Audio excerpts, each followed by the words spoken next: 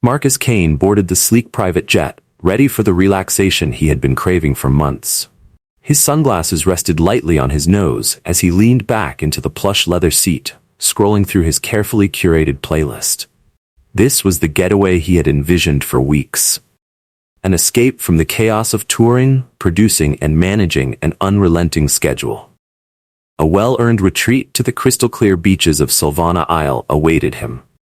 The aircraft itself was the epitome of luxury. Soft, ambient lighting bathed the cabin in a serene glow, while the gentle hum of the engines added to the tranquil atmosphere. The attentive crew ensured every detail was perfect, from the polished interior to the personalized service. Marcus smiled in appreciation when a flight attendant approached, carrying a glass of freshly squeezed mango juice. "Here you go, Mr. Kane," she said warmly, using his real name. "Let me know if there's anything else you need." "Thank you, darling," Marcus replied smoothly, raising the glass in a playful toast. "Y'all really outdid yourselves with this setup." The plane began taxiing down the runway as Marcus adjusted his seat, glancing at the other passengers. They seemed like a mix of wealthy business travelers and vacationers, each lost in their own world. No one appeared to recognize the globally famous musician, and Marcus was content with that. For once, he could blend into the background, enjoying the anonymity that came with this private flight. As the jet lifted off, Marcus felt the usual rush of takeoff combined with a sense of relief. For the first time in a while, the demands of his career seemed to melt away. He opened his tablet, jotting down ideas for a new song. The rhythmic vibrations of the aircraft and the steady hum of the engines provided an unexpectedly inspiring backdrop, and soon his mind was buzzing with creativity. Hours into the journey, the cabin lights dimmed to mark the transition to night. Marcus reclined his seat, closing his eyes as the gentle motion of the plane lulled him into a light sleep. The crew moved quietly, ensuring everyone's comfort without disrupting the calm. Somewhere over the vast expanse of ocean, the intercom crackled to life, breaking the serene silence. "Ladies and gentlemen, this is your captain speaking. We've successfully left regional airspace and are cruising at an altitude of 35,000 feet. The weather is clear, and we're on schedule to arrive at Solvana Isle in just under 8 hours. Thank you for flying with us, and please let our crew know if you require anything." The announcement was met with murmurs of acknowledgement. A few passengers glanced out of their windows, taking in the moonlit ocean far below.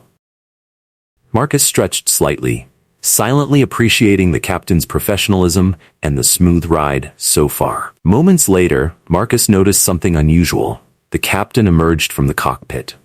He was a tall man in his late 40s, his neatly combed hair and authoritative air giving him a commanding presence. He moved through the aisle, pausing to greet passengers with a polite smile. It seemed like a customary touch of hospitality, the kind expected on a high-end charter flight. When the captain reached Marcus's row, he stopped. His gaze lingered on Marcus for a moment too long, his brow furrowing slightly as if trying to place him. Marcus removed his sunglasses, nodding politely. "Enjoying the flight, sir?" the captain asked, his tone measured but carrying a subtle edge that Marcus couldn't quite place. "Sure am," Marcus replied, his natural charm evident. "Y'all run a tight ship. Appreciate it." The captain didn't move on. Instead, his expression hardened and his lips pressed into a thin line. The atmosphere around them shifted, the air growing noticeably tenser. "Well," the captain said, his voice now tinged with suspicion, "we aim to make sure everyone here belongs. May I ask who you are and why you're on this flight?"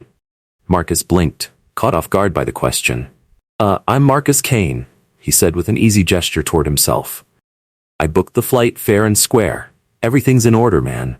The captain's frown deepened, his arms crossing over his chest. "I see," he said slowly. "But you'll forgive me if I don't just take your word for it." The tension in the cabin thickened as nearby passengers began to take notice. Marcus maintained his calm demeanor, though he felt his jaw tighten. This wasn't the first time he had faced unwarranted suspicion, but something about the captain's behavior felt different, hostile in a way he hadn't encountered before. "Look," Marcus Kane said evenly, trying to keep his frustration in check. "You've got the paperwork. Check it. Everything's in order. There's no need to make this a big deal." The captain didn't flinch. Instead, he scanned the cabin as if searching for validation from the other passengers. After a tense pause, he muttered under his breath, "We'll see about that," before turning sharply on his heel and disappearing back into the cockpit. Marcus leaned back in his seat, exhaling deeply. The interaction gnawed at him, but he resolved not to let it ruin his trip. He had done nothing wrong, and this vacation was supposed to be about relaxation, not confrontation. Around him, the other passengers returned to their books, movies, or quiet conversations, though a few exchanged uneasy glances in his direction. Slipping his sunglasses back on, Marcus tried to push the encounter from his mind. He closed his eyes and let the soothing hum of the engines wash over him, willing himself to relax. But a quiet voice in the back of his mind kept whispering that this might just be the beginning of something worse. The cabin remained dim, the ambiance soft and tranquil. Passengers were either napping, chatting in hushed tones, or absorbed in their own entertainment. Marcus scrolled through his phone, replaying some beats he'd been working on, hoping the rhythm would distract him from the unsettling tension lingering in the air. Then, the unexpected happened. The intercom crackled to life, cutting through the calm. The captain's voice came through, this time clipped and unmistakably sharp. "Mr. Kane, please remain seated. I'll be speaking with you shortly." Heads turned immediately. Marcus straightened up in his seat, his brow furrowing. This wasn't just unusual, it felt deliberately targeted. The murmurs began, and Marcus could feel the weight of the stares directed at him. Within minutes, the captain re-emerged from the cockpit, his expression rigid and authoritative.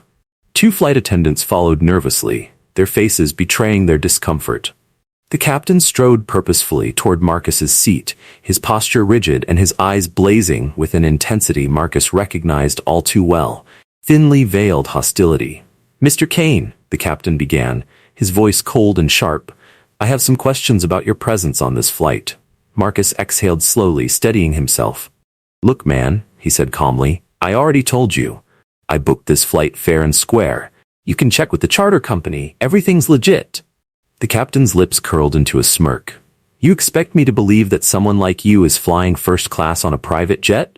Let's be honest here, you don't exactly look the part."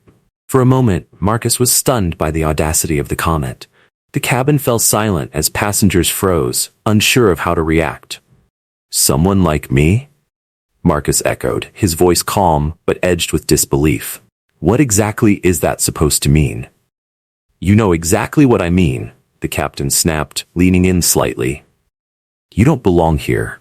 I don't know what kind of game you're playing, but I'm not buying it." Marcus shook his head slowly, his voice steady but firm. "I don't know what your problem is, but I've got the receipts, paperwork, whatever you need. Just do your job and let me enjoy my flight." But the captain wasn't ready to back down. Crossing his arms, he stood his ground, his stance aggressive.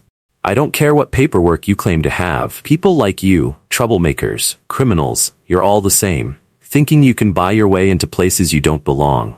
Not on my watch." The venom in the captain's words was palpable, each syllable dripping with hostility. Around the cabin, passengers shifted uncomfortably. Some openly stared, while others avoided looking altogether. Marcus clenched his fists, his patience wearing thin. He had faced prejudice before, but this was different. Brazen, public, and completely unprovoked. "You don't know me," Marcus said, his voice low and steady. "I'm here on my own dime, minding my business. You're the one making this a thing." The captain leaned closer, his face now mere inches from Marcus's. "I know enough," he hissed. "You're nothing but a thug with money, and money doesn't buy respect. Not from me."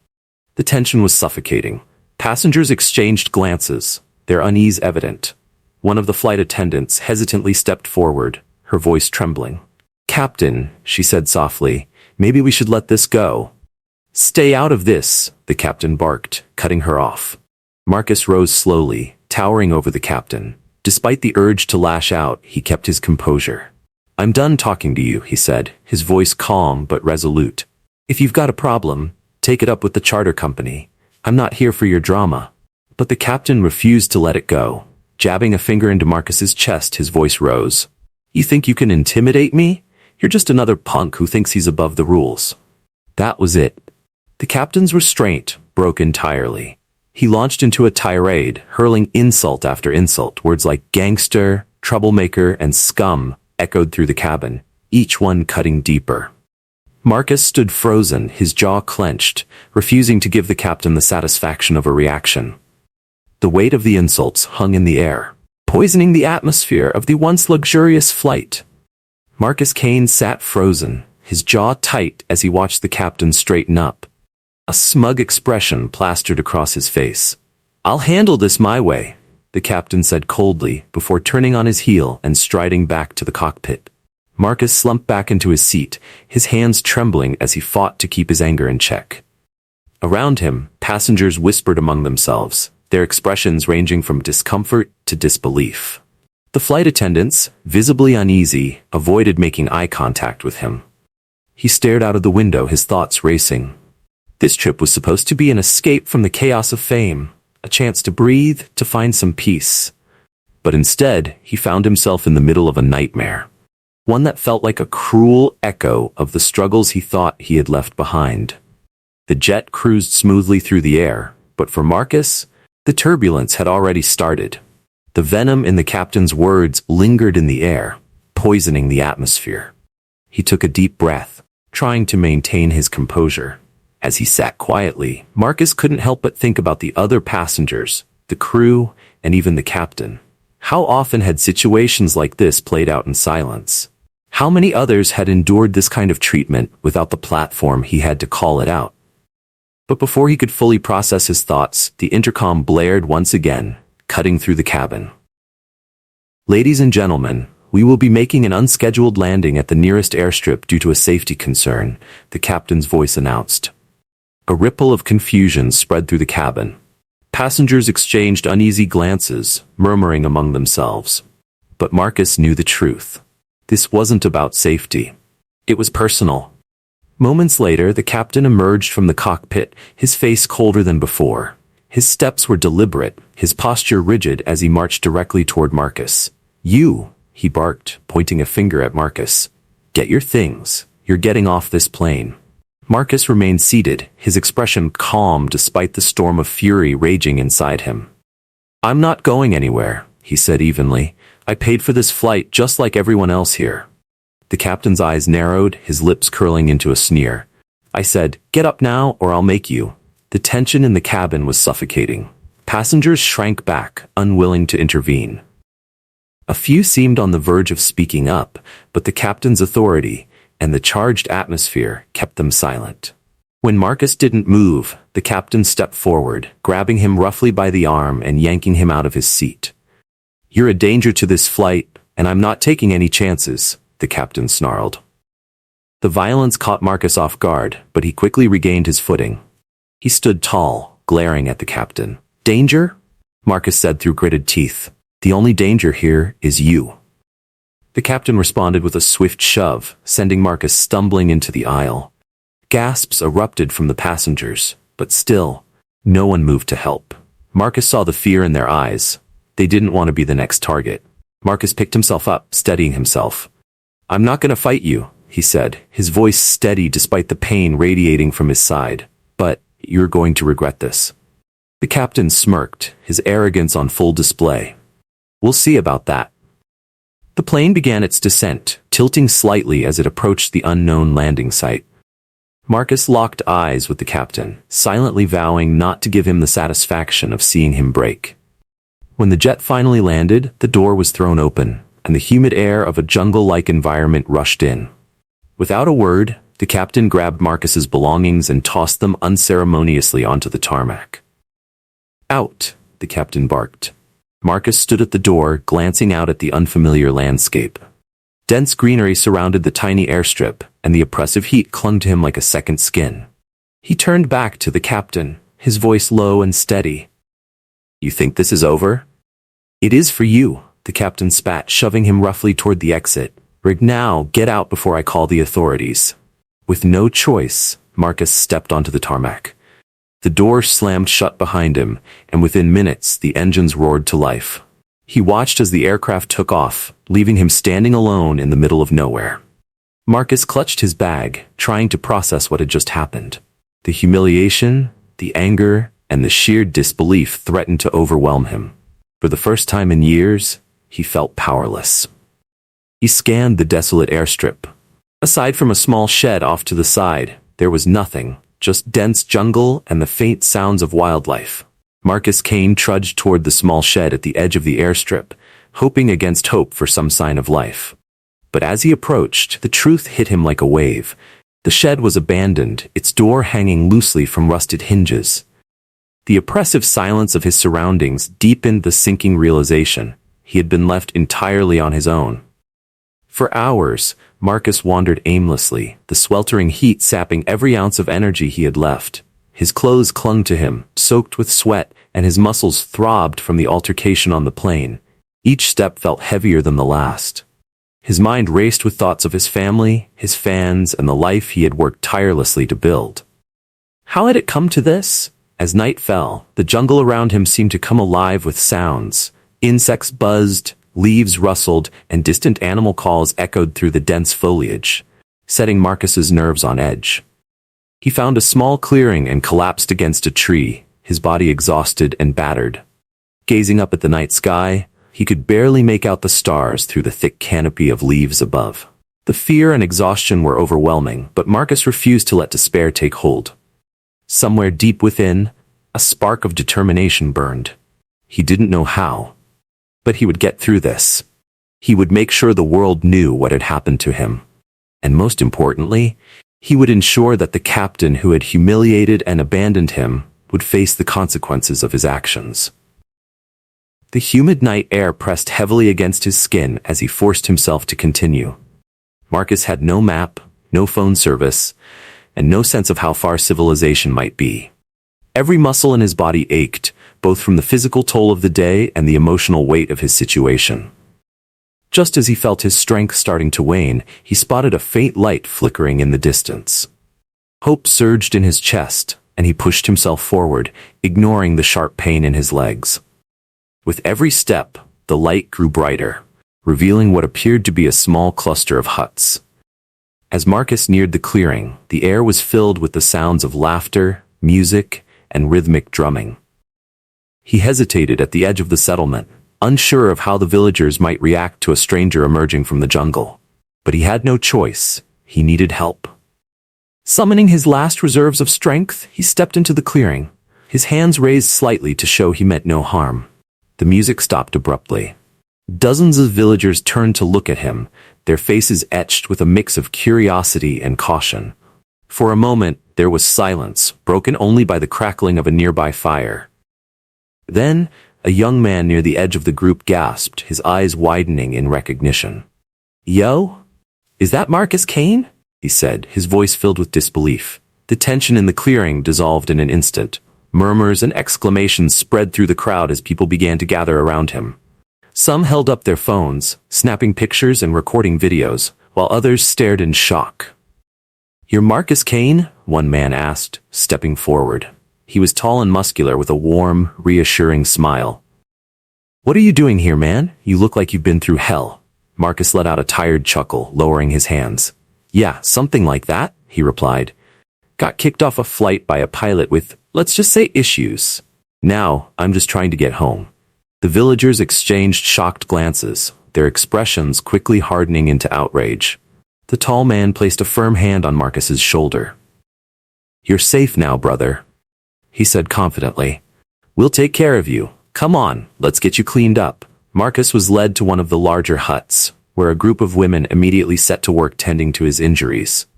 They cleaned the cuts on his arms and face with gentle care, offering him water and food.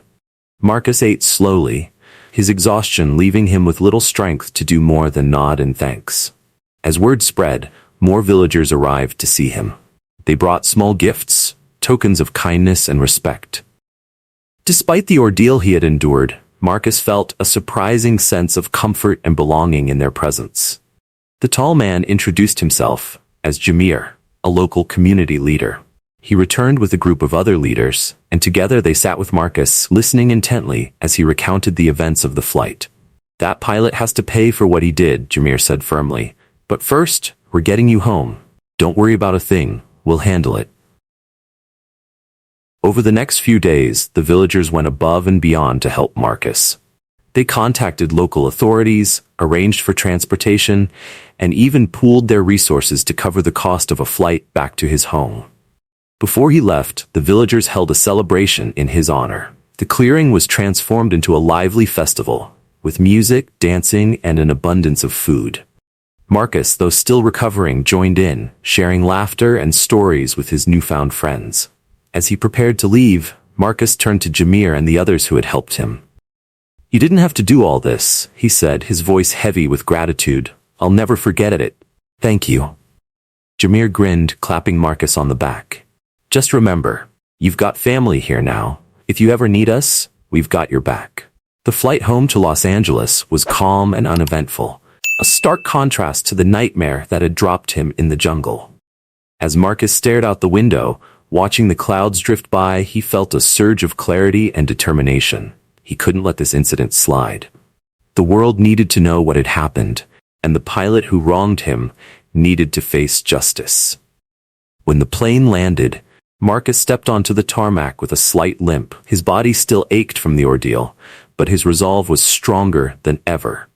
As the wheels touched down on U.S. soil, he felt a mix of relief and purpose. The familiar skyline came into view, reminding him he was back in his territory. But this wasn't just a return. It was the start of his battle for justice. A small crowd had gathered near the airport, most of them fans who had followed Marcus's sudden disappearance through social media. The moment they saw him, cheers erupted. Some held signs reading "Welcome home, Marcus," while others snapped pictures, their faces lighting up with excitement. "Good to be back," Marcus muttered under his breath, forcing a small smile as he waved to the crowd. Waiting just outside the terminal was Kevin, his manager, whose face showed equal parts relief and anger. As Marcus approached, Kevin pulled him into a tight hug. "Man, are you okay?" Kevin asked, stepping back to look him over. "We heard some crazy stuff. What happened out there?" Marcus sighed, running a hand over his face. "It's a long story, Kev. That pilot, total racist, threw me off the plane in the middle of nowhere. If it weren't for some real ones out there, I'd still be stuck." Kevin's jaw tightened, his fists clenching at his sides. "You're kidding. This isn't just bad, it's criminal. We can't let this slide, Marcus." "Already on it," Marcus replied firmly. "Get the legal team ready. I'm taking this public." The car ride back to Marcus's house was quiet, broken only by the occasional sound of Kevin's phone as he coordinated with lawyers, PR reps, and media contacts. Marcus stared out the window, replaying every moment of the flight in his mind. Every insult, every shove, every ounce of humiliation. All of it fueled his resolve. Once home, Marcus went straight to his office.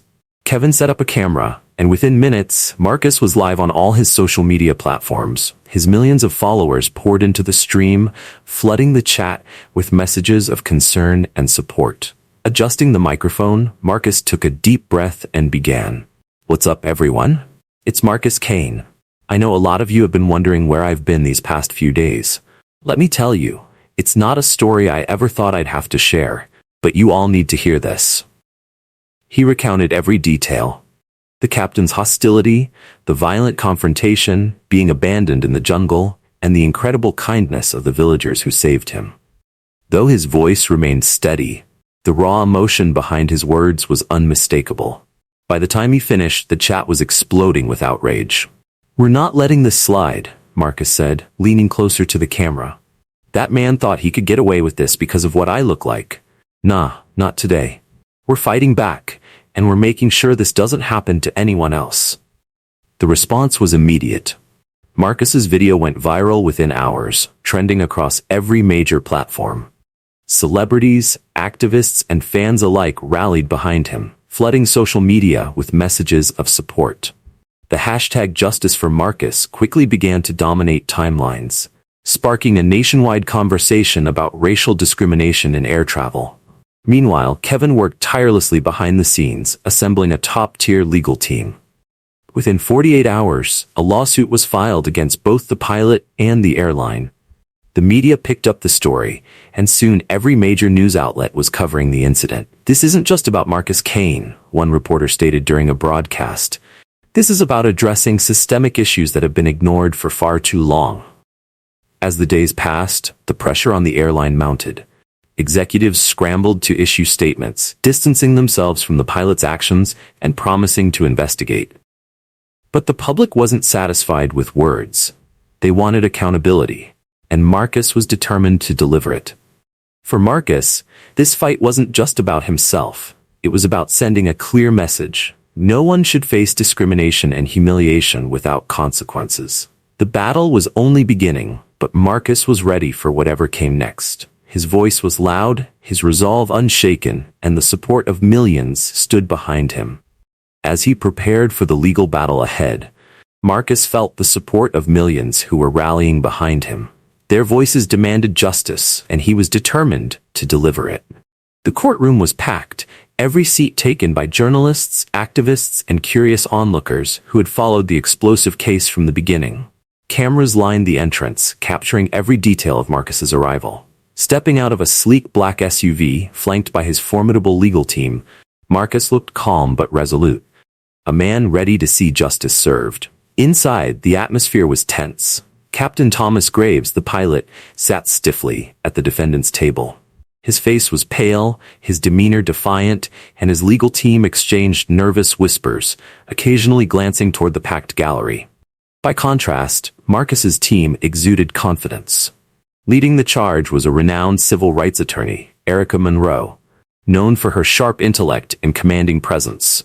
She had taken Marcus's case with the same unwavering determination he brought to the fight.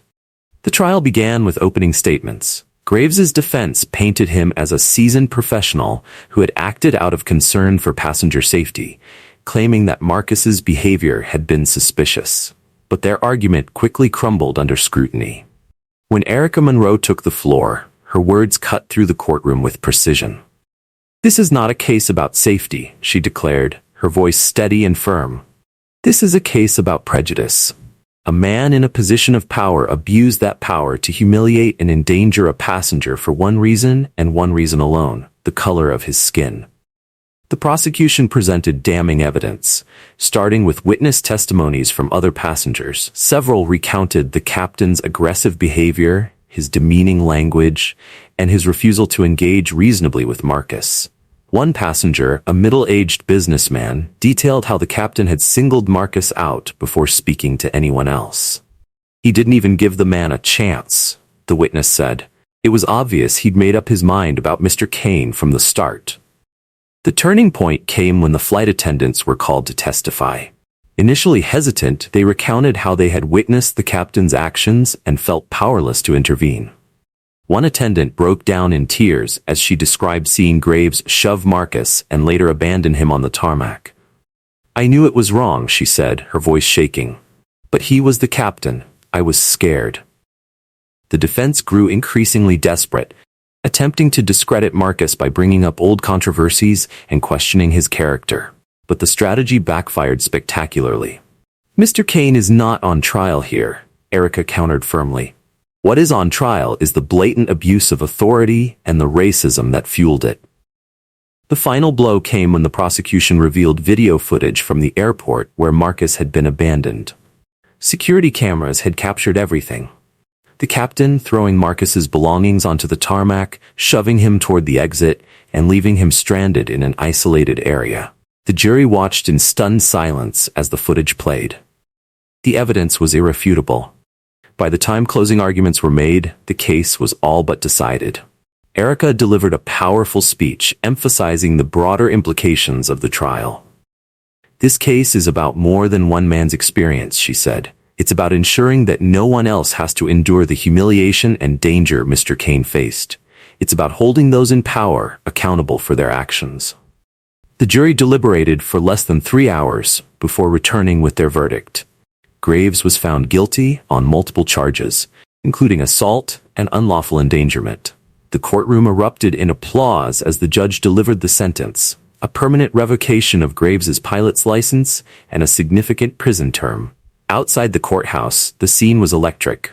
Supporters cheered as Marcus emerged, raising a hand in gratitude. Reporters clamored for statements, but Marcus kept his words brief and impactful. "This isn't just about me," he said. "This is about all of us. Justice has been served, and we're going to keep fighting until it's served for everyone. The moment went viral, with millions across the world celebrating the outcome. But for Marcus, the fight was about more than personal vindication. It was about creating a future where no one else would have to endure what he did. And in that moment, justice wasn't just an idea. It was a reality. A few days later, Marcus found himself aboard a private jet, cruising smoothly at 35,000 feet.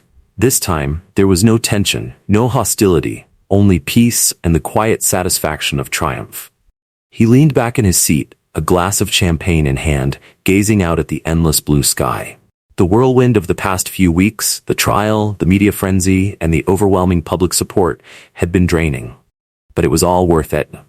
The airline had issued a formal apology and committed to a complete overhaul of its diversity training and policies. Meanwhile, the captain responsible for the ordeal was behind bars, serving as a stark reminder of what happens when prejudice goes unchecked. Justice had been served, and the world had taken notice. Nearby, Marcus's legal team, Kevin, and a few close friends sat together, toasting the win. The atmosphere was celebratory but tempered with purpose. They all recognized that this was just one victory in a larger fight. To the real ones, Marcus said, raising his glass. Y'all had my back through all of this. I couldn't have done it without you. Kevin smirked, shaking his head. Nah, man, this was all you. We just made sure the world was watching. The group laughed as they clinked their glasses, sharing a moment of light-hearted relief. Despite the smiles, there was a shared understanding of the gravity of what they had accomplished. As the jet neared its destination, a member of the flight crew approached Marcus with a bright smile. The pilot, a middle-aged woman with a calm and confident demeanor, extended her hand warmly. Mr. Kane, she said, it's an honor to have you on board. We'll be landing in about 30 minutes. Let us know if there's anything else we can do to make your flight more comfortable. Marcus shook her hand, appreciating the contrast between this experience and the nightmare of his previous journey. Thank you, Captain. Y'all have already done more than enough. The final descent was breathtaking. The turquoise waters and white sand beaches of Tahari Cove came into view, stretching out like a dream. Marcus couldn't help but smile. This was the trip he had envisioned from the beginning, and now he could enjoy it fully, knowing he had turned a moment of humiliation into a powerful statement. The plane touched down smoothly, and Marcus stepped onto the tarmac, greeted by the warm, tropical breeze. Resort staff waited for him with garlands of flowers and bright smiles, ready to welcome their VIP guest. Cameras were nowhere in sight. This was a private retreat, just as he had planned. As he climbed into a sleek golf cart, Marcus took a moment to reflect. The ordeal had tested him in ways he never anticipated.